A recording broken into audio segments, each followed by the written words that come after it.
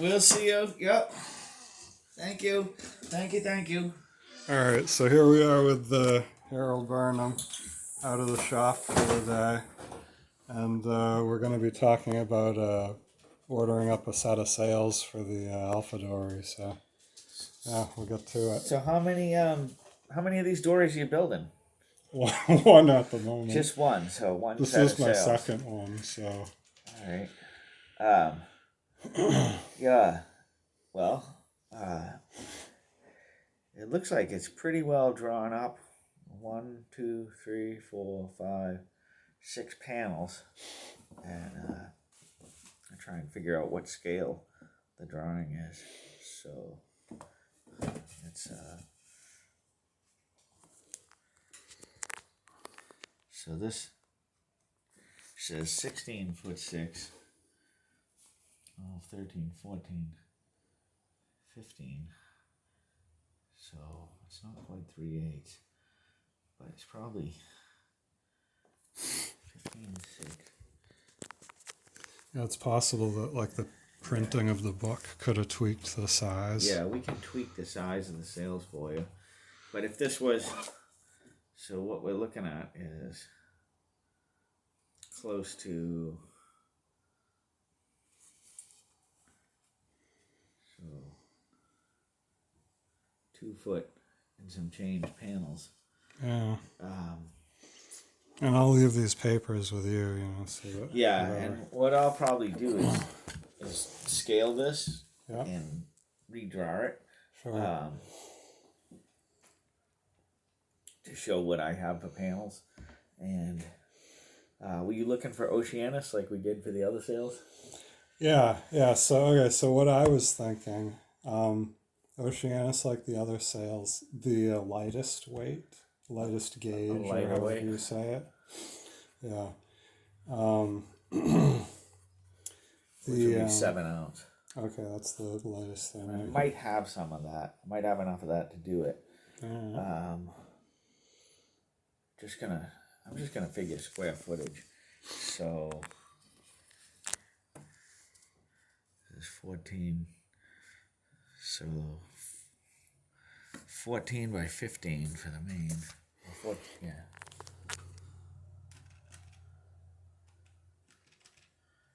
A gorgeous day. That's a gorgeous thing. Equals 210 divided by 2. So you just do the height times the base, and you get 210 divided 4 times 1 5 equals 210. Yeah, divided by 2. That was a square root. This is 105 feet, and this is 9'7" times 4'10". Say 9 times 5 is 30. 35 divided by 2.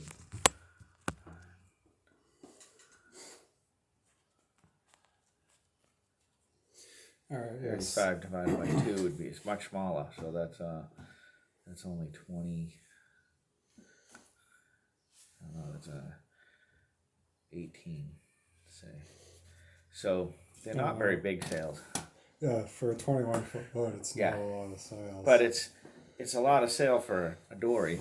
It's fairly lightweight, narrow beam. Yeah. Do you want them cut just like the picture with the battens and all that stuff, or sometimes if you make this roach go this way instead of that way, then you lose a little square footage, but what you gain is not having to have the battens, which makes the thing a lot easier to handle. So that's the other thing, no battens. Okay. So that would be just changing the direction of the leech. Yeah. A little bit. And I think with the weight of that Oceanus cloth, like you could probably almost just go straight. You know, I don't think it's gonna be fluttering and flapping a lot. Yeah, no, it could be probably straight, but if you put a little bit of a roach in it, it'll It'll start flapping. Stop it from flapping. I mean, a little bit of a Reverse roach. Reverse roach. It'll stop it from flapping, which when they flap it, you lose a lot of power. All right, so whatever you guys decide on that, but I definitely don't want the battens in it. Okay. And do you want the cuts going the same way that they show it in this, or? So there's that, and then there's like say this one here, which might be a little bit simpler on the jib. It doesn't have the miter. Oh yeah. And so when I built the first boat, I tried to copy this photo as opposed to and I made my own sails and all. Yep. The other thing about the rig is like I want the sails cut really flat. I put a little bit of round on the foot when I first made the sail, and the boom is so thin. It's like 1.25 inches. So it bends. Boom. So it just flex. It just flex the boom until so the cut the sail bottom comes straight. in. Yeah. And then this edge, maybe just a little bit around down here. Yeah, I mean, if you want, the sail just seems to blow into such a nice shape, just on its own. But yeah, if you near the base of the mast, it would probably be okay. I'm gonna say just like 1 inch or 1.5 inches around, and that will be very low. It'll be like 2/3 down, and just right there, it gives it a little bit of. If the top of the mast bends, that'll increase your round. Okay. But now the other thought straight was and I'm gonna say 1 1/2 inches of hollow, which is not a lot, but I think if you cut it straight, it'll flap. That's my experience. They always flap out there if you cut them dead straight. Now the other option is, I'd probably want to check with Pike, one way or the other before we decide. But so this sail here, like I don't know. Oh, I like that better. It's like the old one, the old timey sail. Yeah. So would we want to do something like that? That would be my preference. I think it will look better. I think what you're looking at. When is this? Dory's racing a Marblehead in the late 1890s. This might be actually a little bit later. Yeah, these. It's interesting. That looks canvas, and these look Dacron, but they might be canvas. They might be just a lightweight canvas. 1890. It couldn't have been Dacron. But the one that's out front, point out to him, has the traditional cut. Yeah. Yeah, I like the look of that. Yeah, that's the way I would prefer to do it. And this one, I would cut this way. Okay. So, yeah, I prefer the traditional cuts. And the other thing is the Oceanus cloth is made to go this way.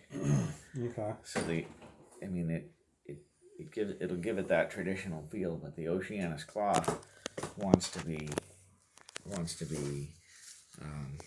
cut so that it runs from the head to the foot, and because it stretches less in that direction. Yeah, we're just looking at the sail here. Yeah.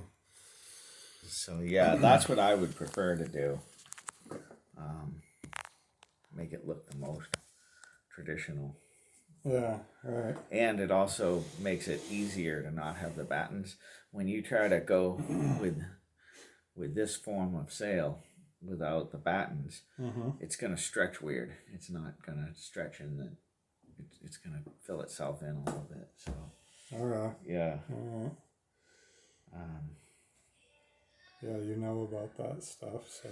Well, that's kind of my experience with Oceanus, and that's the reason for going with the traditional, more traditional material, is to make it look more traditional, and it will look better that way.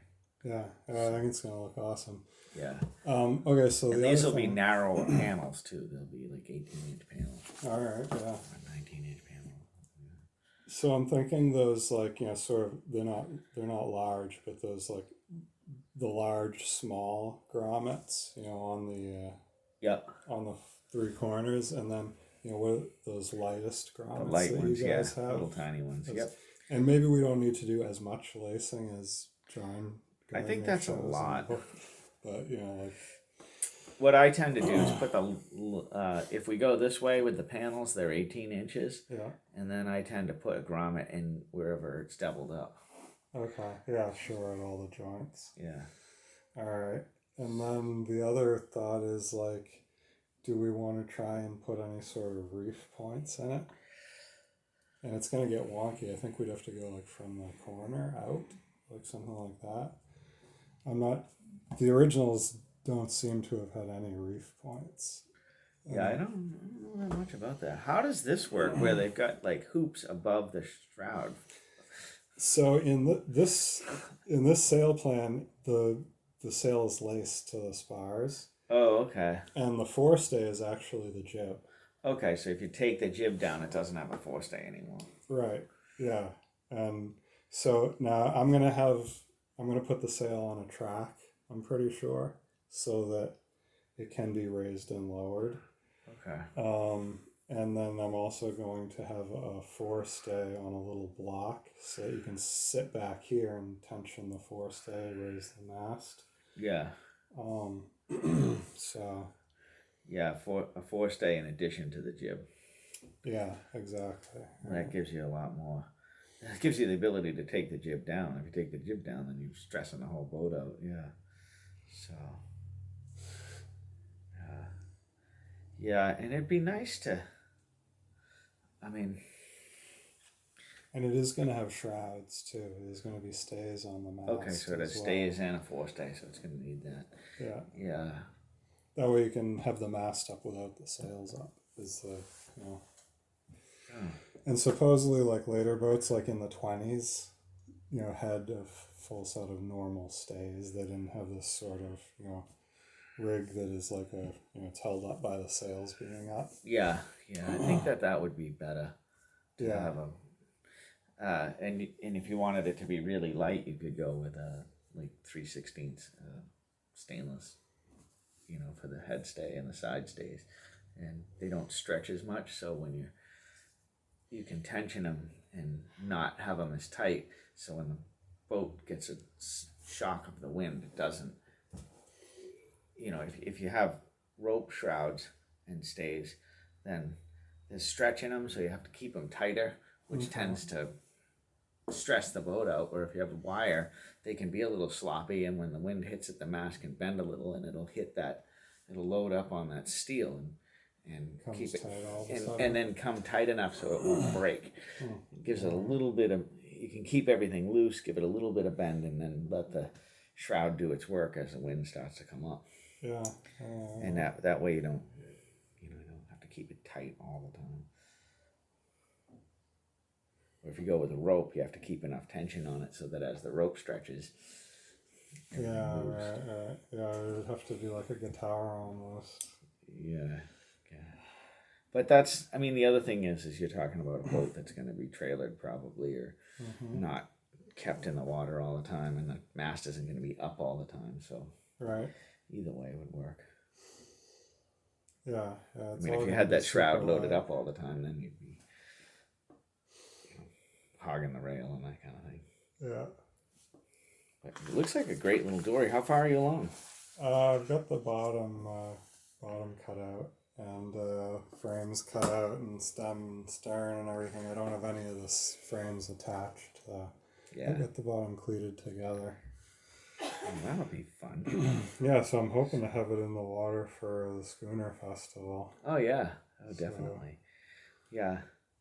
Well, we can do that, and that'll be a fun little thing to do. And I don't know whether it'll be myself or John Emmett that does it, but one of us will do it. Well, hopefully the both of you guys will get into it.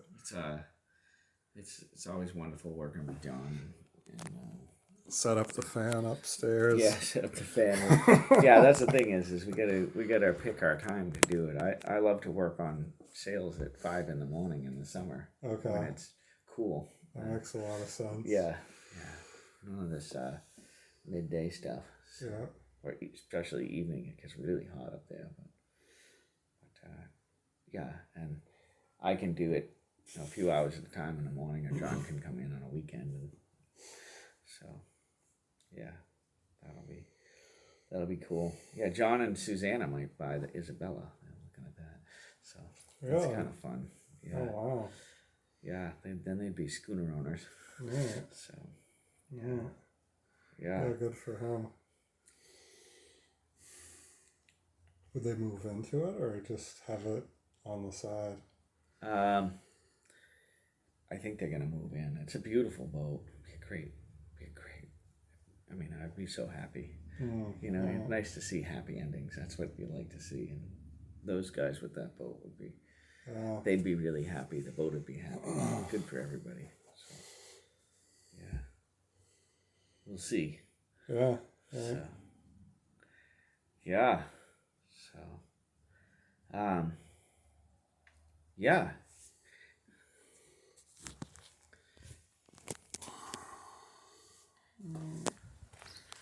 All right. So, that was a good meeting with Harold.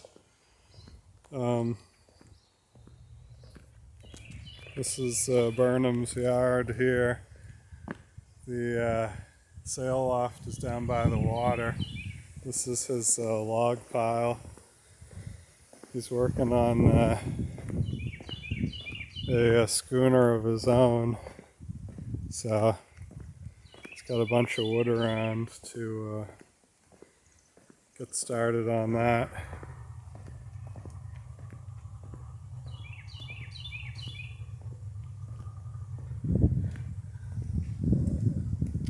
And there's this is the boat he's rebuilding.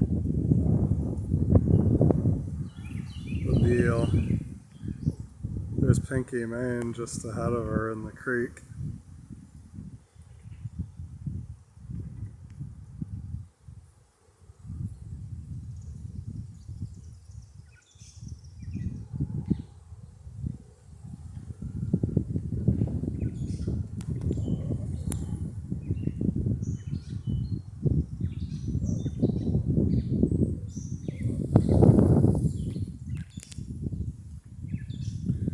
Yeah, so anyway, good meeting with Harold, and I'll put a link to his sail making and sail training and boat building and or shipbuilding and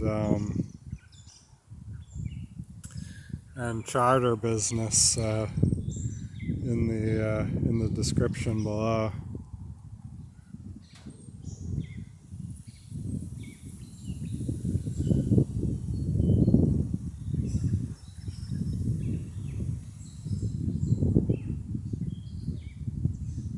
All right, thanks for joining me on building the Alpha Dory, and have a good day.